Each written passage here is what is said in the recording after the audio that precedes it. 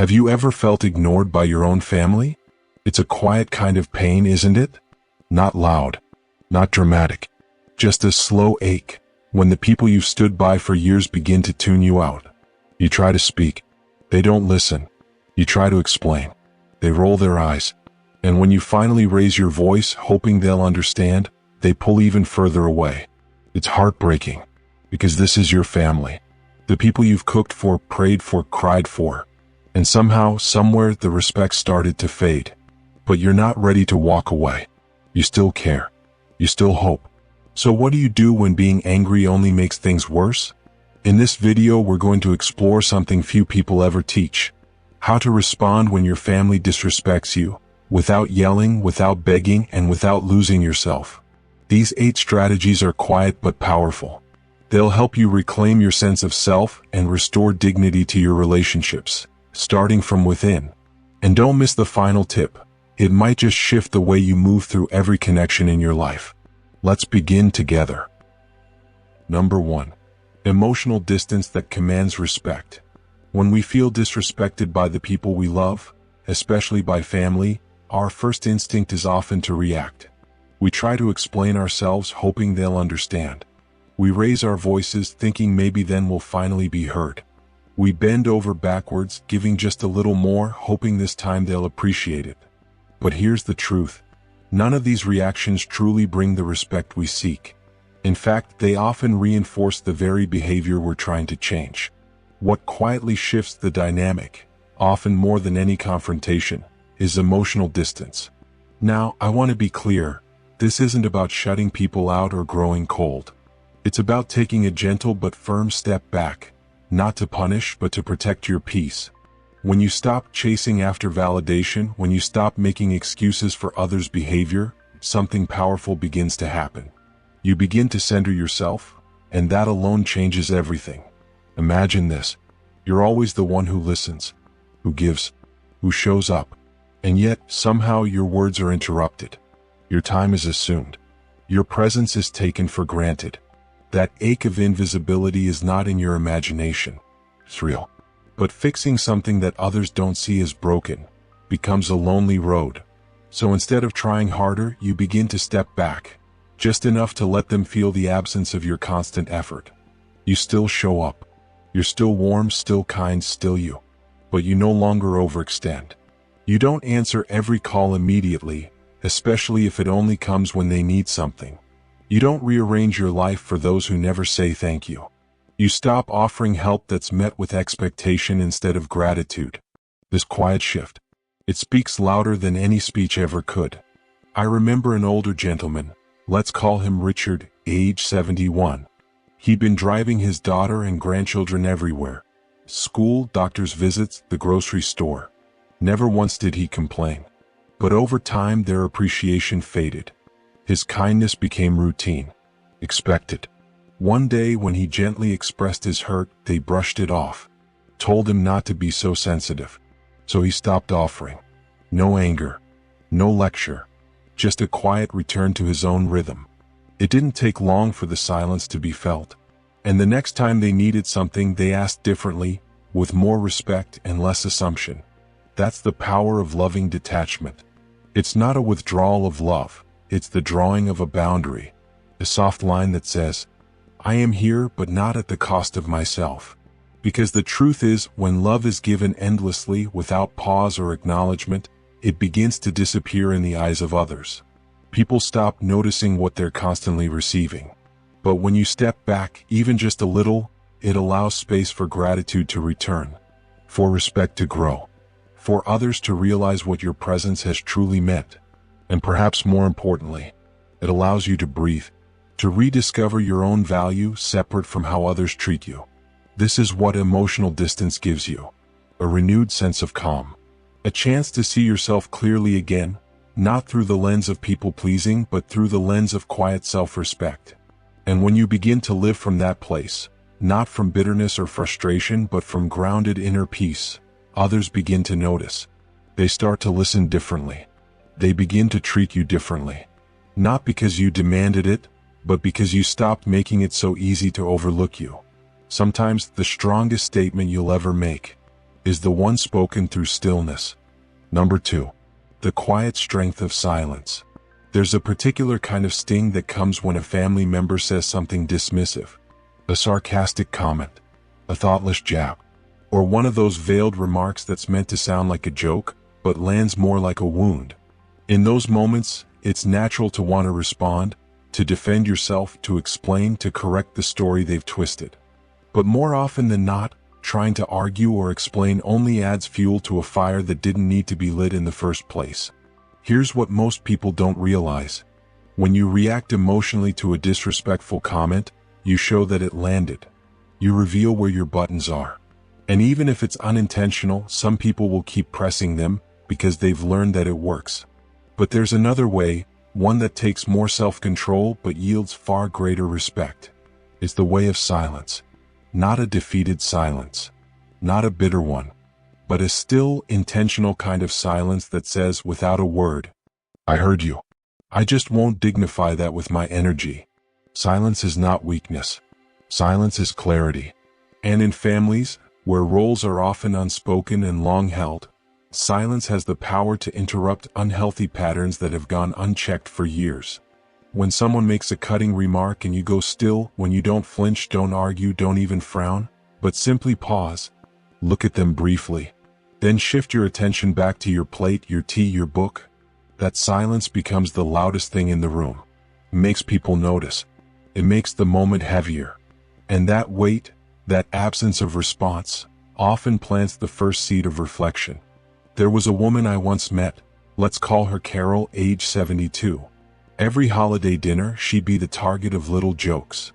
They called her old-fashioned, said she worried too much. She used to chuckle along just to keep the peace, but it chipped away at her inside. One year she stopped laughing. When someone made a remark, she didn't react. She just turned her head, met their eyes calmly, then returned her gaze to her plate. No fuss, no drama, just presence. And the room changed. People noticed. The teasing slowed. Eventually it stopped. But something else happened too. They began to miss her warmth, the way she used to tell stories, how she'd help set the tone for the gathering. And they realized quietly what they had risked losing. That's the paradox of silence. Sometimes the most respectful thing you can do for yourself is to say nothing at all. But let's be honest, it takes courage. Silence in those moments can feel uncomfortable, even awkward at first. You'll be tempted to fill it with a joke, a deflection, a soft excuse. But if you hold the silence, even just for a few seconds, you'll feel something shift inside. You'll feel your strength return. This kind of silence is most powerful when it's paired with calm body language. No eye rolling, no sighs, no storming out. Just a moment of stillness, a breath, followed by a return to whatever brings you peace in that moment. You don't need to announce your boundaries with noise. You don't need to explain your worth. You simply stop offering it up so freely in spaces where it's not being honored. When you remain grounded in your own dignity, when you no longer let others pull you into their chaos, you begin to reshape how you are seen and how you are treated. It may feel unfamiliar at first. It may even feel lonely. But what you're feeling is growth. That discomfort is the sound of an old pattern loosening its grip. So next time someone says something that cuts too close, try silence. Let the words fall. Let the silence rise. And let your stillness speak for you.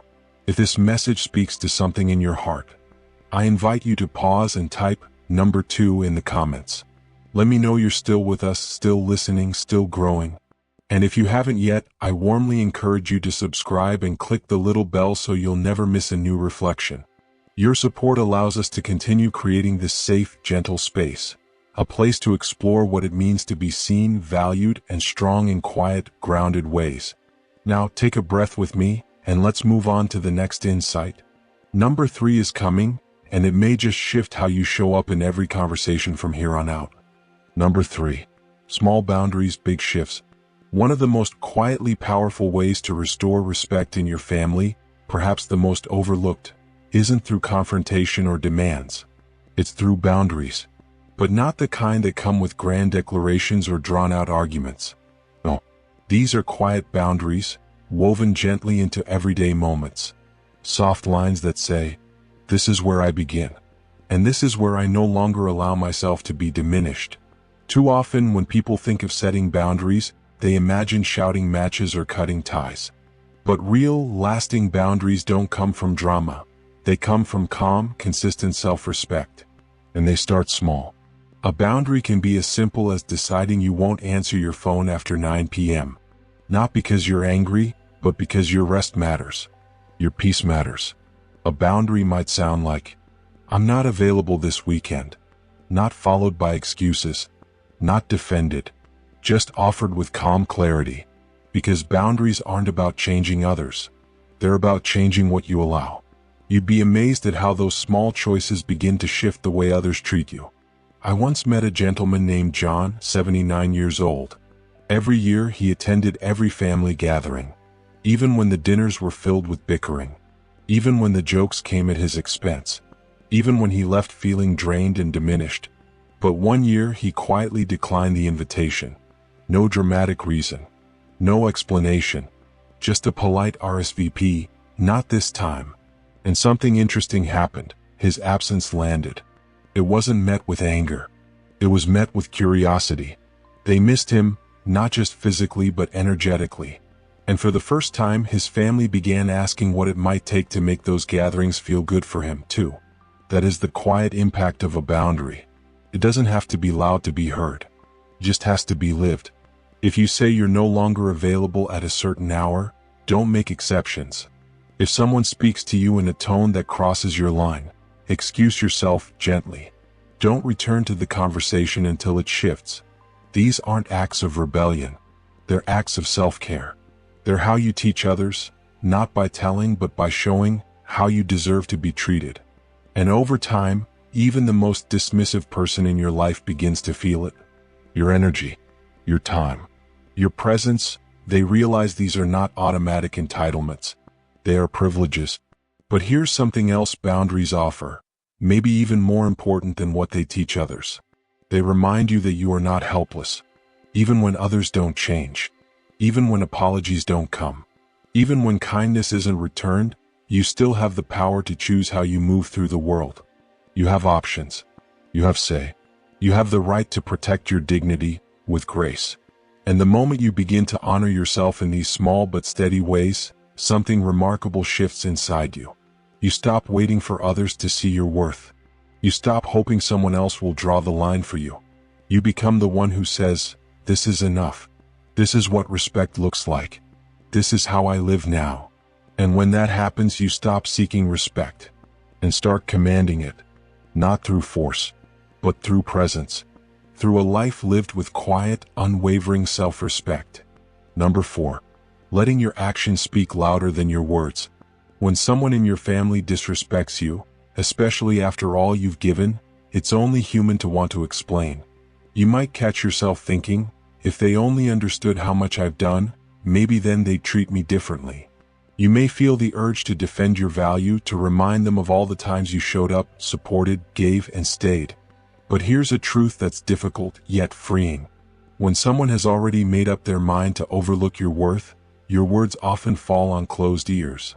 They may brush off your pain, dismiss your efforts, or worse, twist your honesty into something to criticize later. Because when respect is already missing, lectures don't build it. But actions do. In fact, they always have. We tend to think of communication as something we say.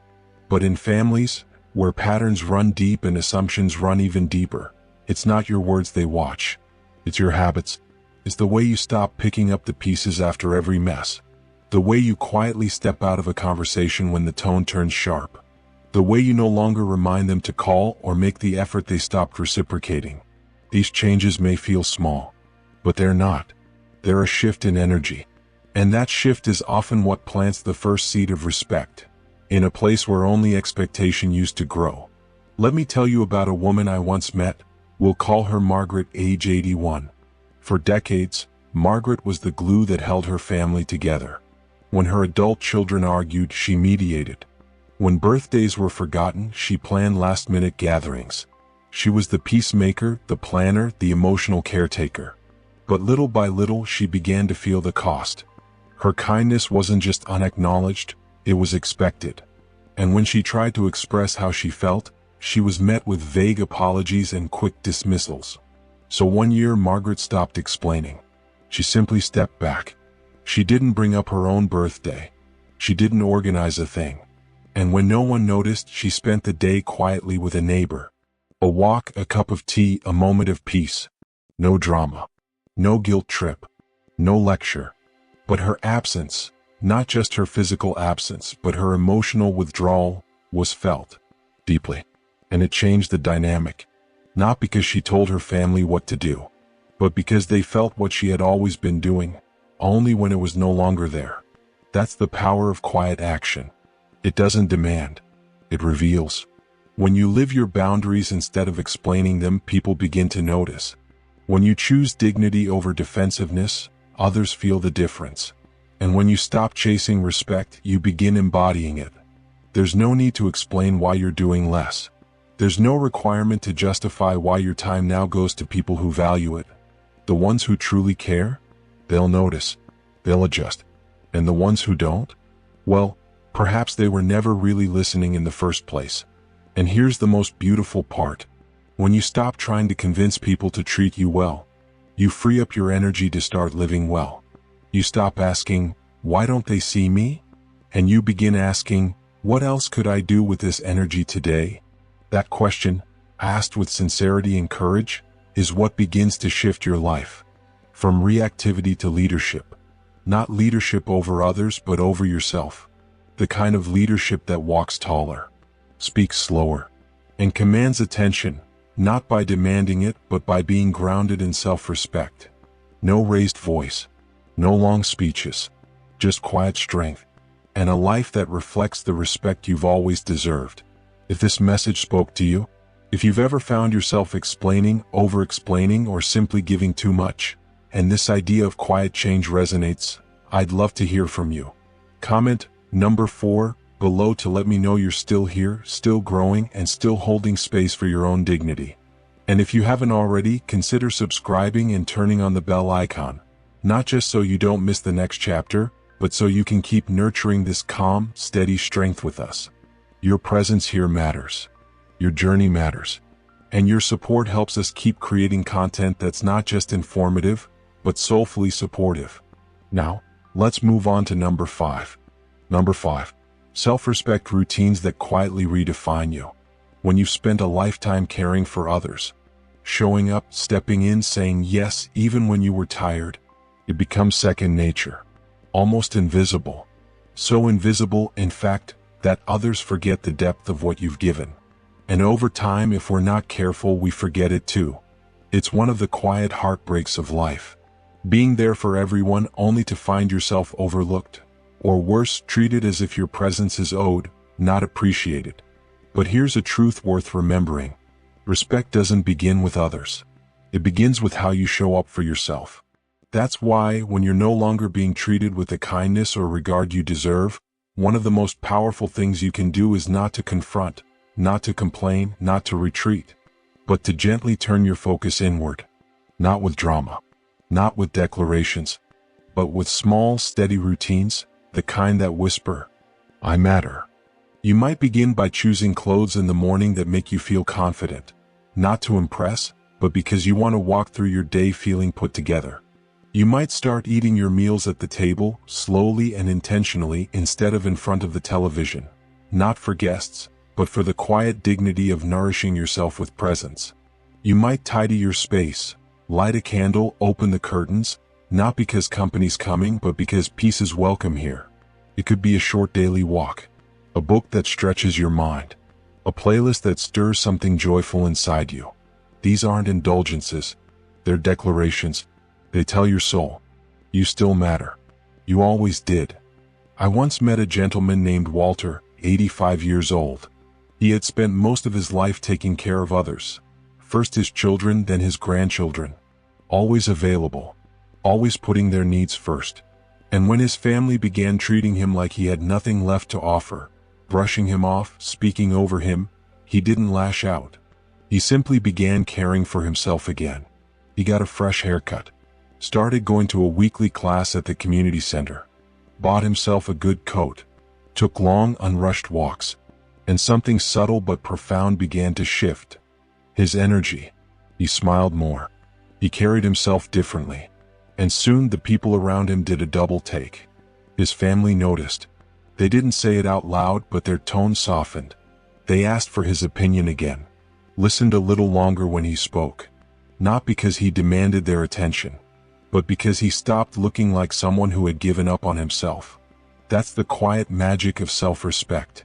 When you begin showing up for yourself, even in the smallest of ways, others begin to respond.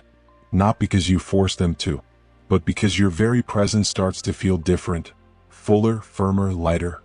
And they wonder, what's changed? Why do you seem steadier? Why are you speaking less, but smiling more? That curiosity often turns into admiration. And admiration becomes respect, even from those who once looked right past you. But here's the most important part. These routines, these acts of care, they are not for them. They're for you. Because the moment you stop waiting for others to validate your worth, the moment you begin treating yourself with the love and care you always wished to receive, you become whole again. And ironically, that's when people finally start seeing your light. Not because you asked them to, but because it's shining too clearly to ignore. This shift doesn't require a new version of you. It simply requires you to return, with intention, to the truth you've always known deep down. I still matter. I always did. Number 6. Strength and support beyond the family circle.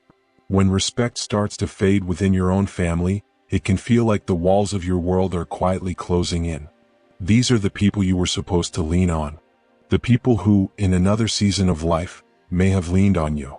And when their warmth cools, or their attention disappears, the loneliness runs deep. In that silence, a painful thought can begin to settle in. Maybe I've become invisible. Maybe I don't matter anymore. But here's something few people will tell you. The fastest way to reclaim your sense of worth isn't by fixing your family. It's by rediscovering your place in the world beyond them. For many older adults, the circle of connection gradually shrinks over the years. Children grow up and move away. Old friends fade into the past. And without realizing it, we begin depending more and more on a few remaining family members, even when those relationships leave us feeling unappreciated or unseen. That kind of emotional over-reliance is like standing in quicksand. The more you wait to be pulled up, the deeper you sink. But here's the good news. You are never too old to expand your world. You are never too late to find new people, even just one or two, who treat you with simple kindness, who ask about your day, who remember your name, who smile when they see you walk into the room. Could be a walking group, a weekly class at the community center, a book club, a place of worship, even a friendly chat with the same cashier at the grocery store. These may seem like small moments, but they refill what disrespect so often drains out. Your joy, your dignity, your sense of belonging. I once knew a woman, let's call her Eleanor, 79. Her son barely visited. Her grandchildren, though polite, rarely lingered in conversation.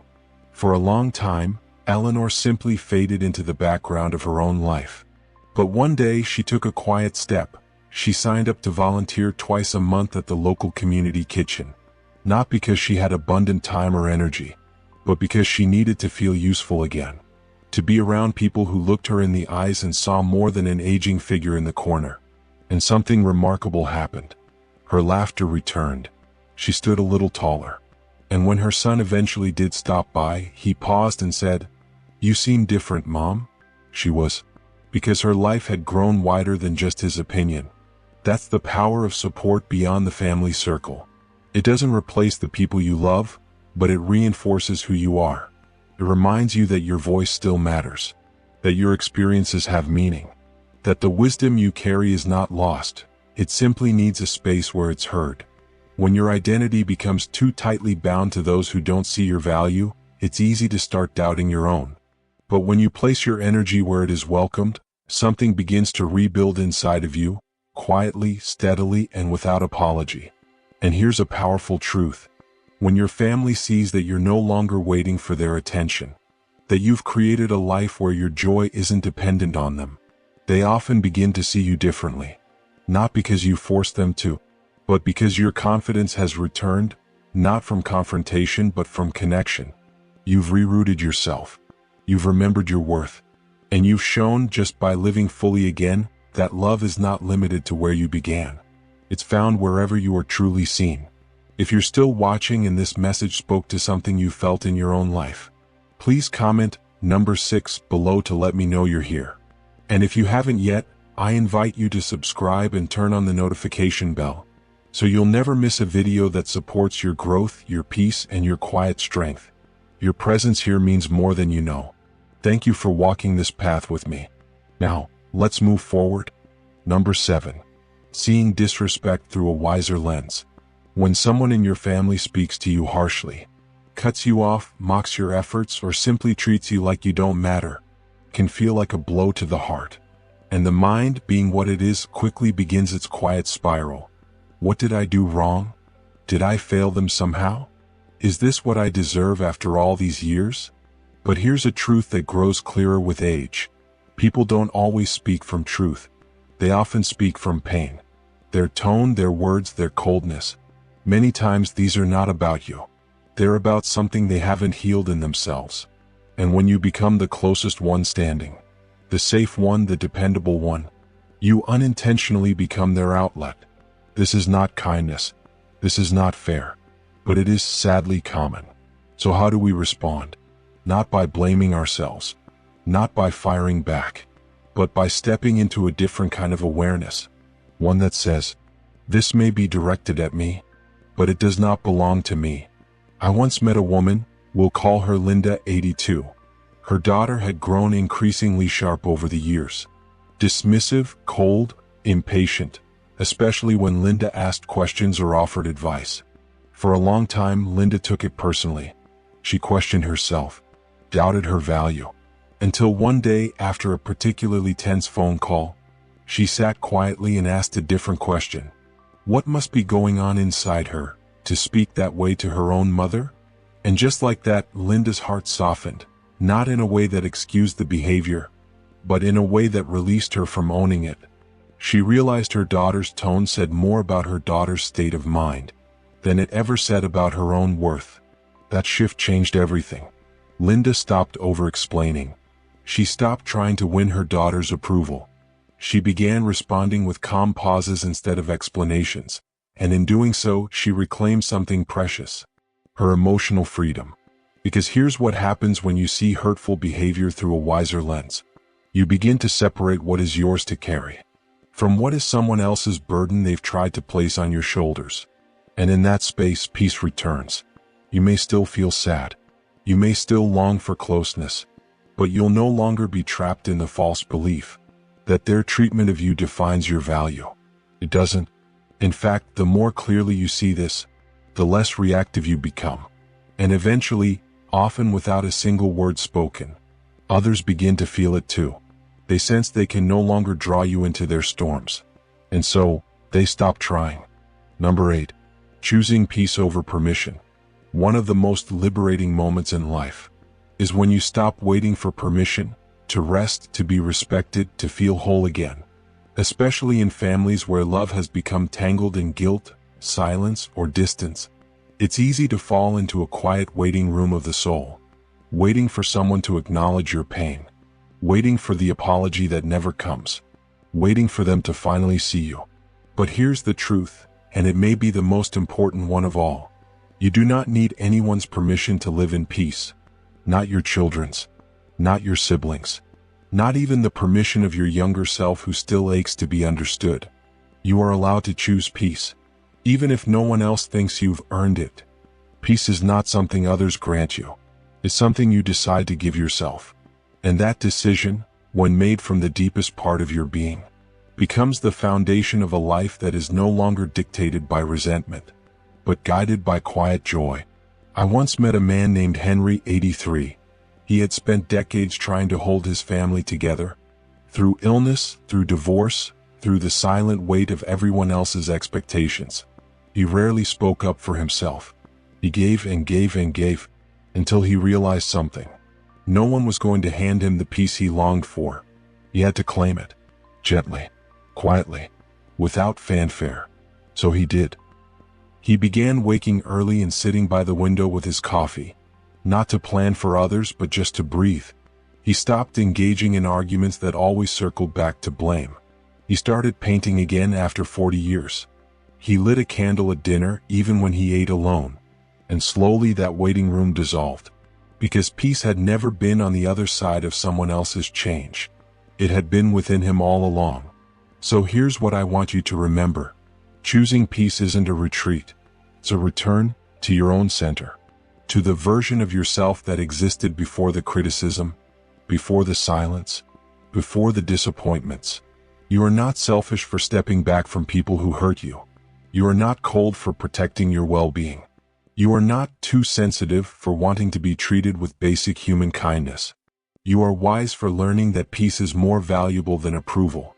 And that sometimes, the most powerful healing begins when you finally say to yourself, I'm done waiting. I choose peace. Today. And again tomorrow.